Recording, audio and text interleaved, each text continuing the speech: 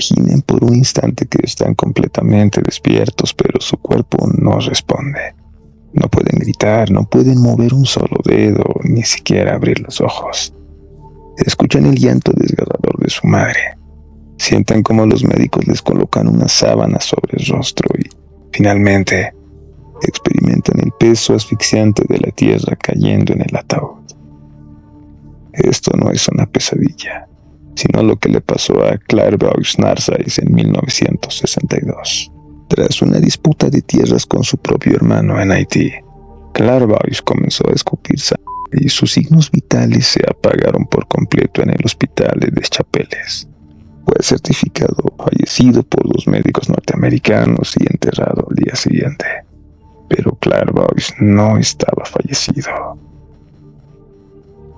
Un bokor, que es un brujo negro conocido en Haití, habría vertido en sus ropas un polvo maldito.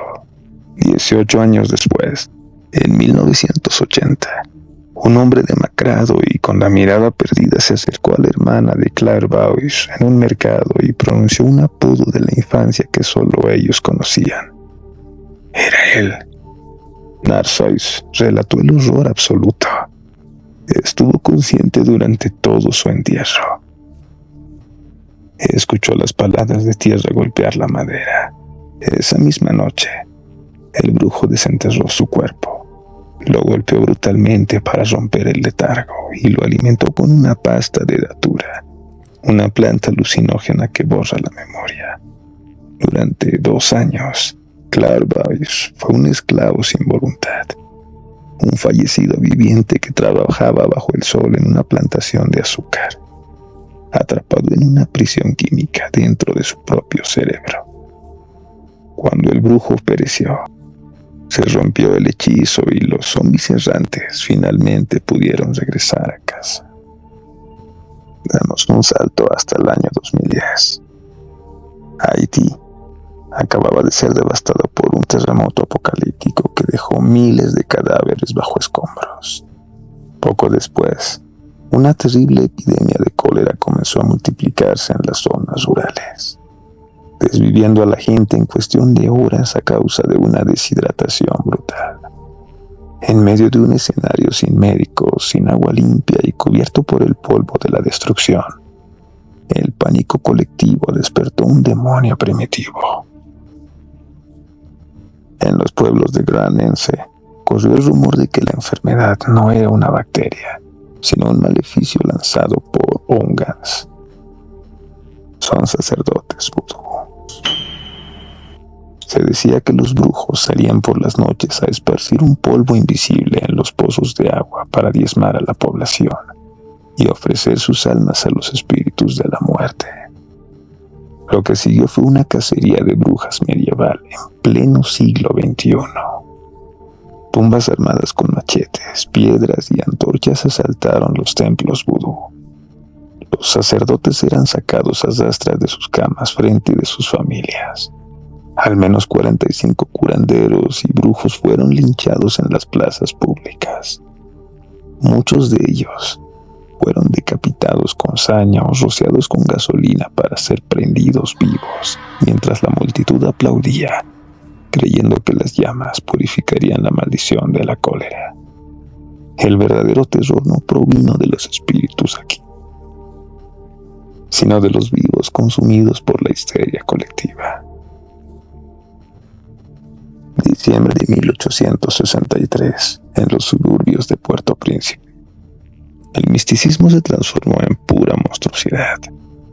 Un hombre llamado Congo Pelé, devorado por la miseria, acudió a su hermana, Jean Pearl, una respetada sacerdotisa vudú, exigiendo un ritual que le otorgara riquezas incalculables. La consulta con los espíritus oscuros arrojó un veredicto espeluznante. Los loas exigían un sacrificio de una cabra sin cuernos. En la jerga más macabra del vudú, eso significaba una sola cosa: un niño. La víctima elegida fue su propia sobrina, Claire Sheen, una niña de apenas 12 años. La pequeña fue secuestrada en Nochebuena y arrastrada a una cabaña oculta en el bosque de Bisotón. ocurrió entre esas paredes de paja quedó registrado en las actas judiciales de Haití como una de las mayores bajezas humanas. Claire Sin fue atada a un altar rudimentario, donde Jean-Paul le cortó la garganta para recoger su líquido hemático en vasijas rituales. Pero el horror no terminaba con su fallecimiento.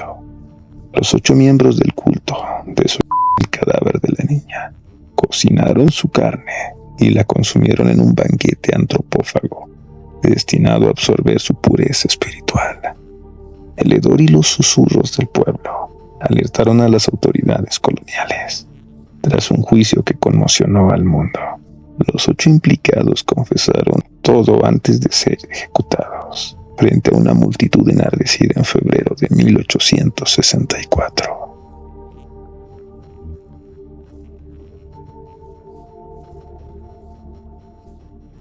En los rincones de Cité Soleil, el sol de diciembre del 2024 no trajo luz, sino el inicio de una de las noches más largas y macabras de la historia reciente de Haití.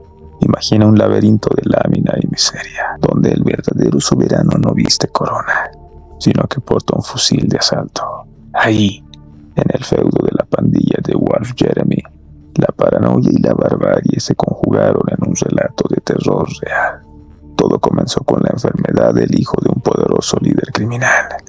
En un entorno donde la ley de la selva dicta el destino, la desesperación del capo se transformó en una búsqueda ciega de culpables. El líder consultó a un sacerdote vudú local, buscando una explicación mística para el padecimiento de su hijo. La respuesta del brujo encendió una mecha. Sentenció que un grupo de ancianos de la comunidad estaba usando la magia negra para enfermar al menor. La venganza pandillera no conoció la piedad ni la lógica. Emitió una directriz absoluta: erradicar a los supuestos responsables. Las calles de Cité Soleil se convirtieron de inmediato en un desvividero humano, gestionado por jóvenes armados, alineados por el poder de la pólvora y el control territorial.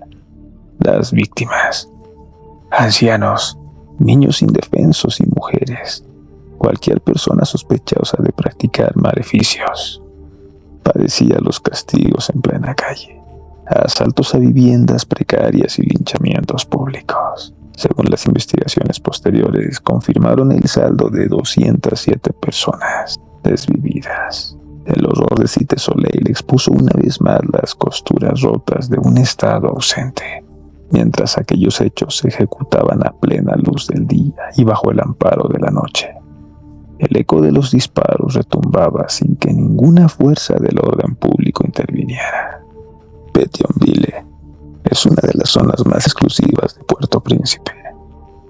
A la 1 de la mañana, la residencia del presidente estaba protegida por un robusto anillo de seguridad estatal. De pronto, un convoy de vehículos oscuros rompió el silencio.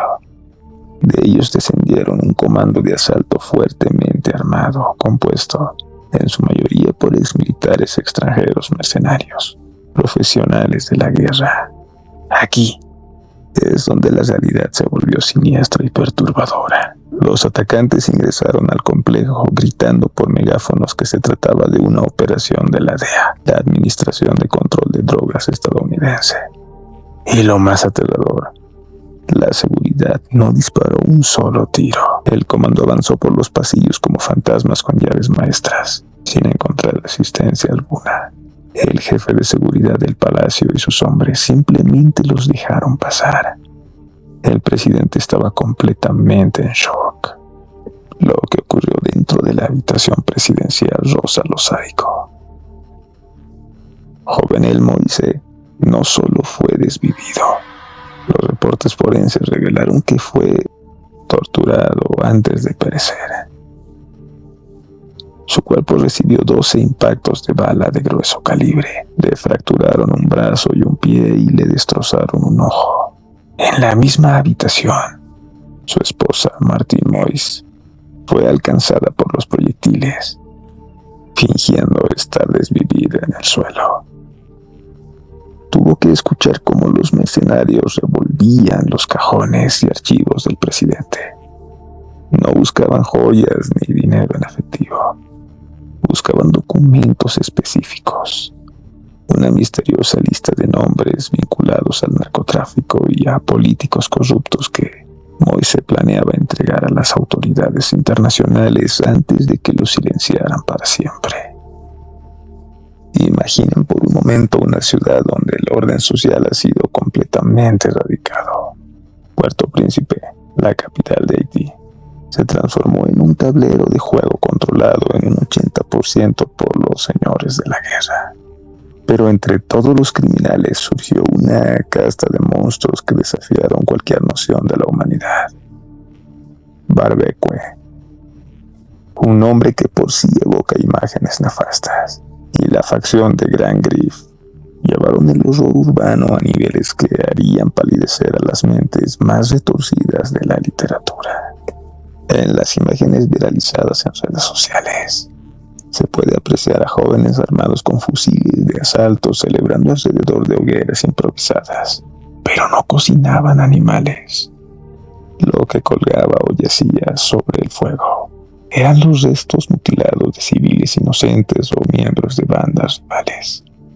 El horror alcanzó su cúspide cuando las cámaras captaron a estos pandilleros cortando pedazos de carne humana para posteriormente consumirla frente a los lentes de la cámara. Entre risas y cantos, bebidas, muchos intentaron buscar una explicación en el vudú tradicional haitiano, tratando de justificarlo como un misticismo distorsionado. Sin embargo, los expertos locales y sacerdotes de esta religión alzaron la voz de inmediato para condenar tales acciones, aclarando que el vudú prohíbe y aborrece semejantes aberraciones. Esto ya no era religión, era algo mucho más frío y calculado psicológicamente hablando.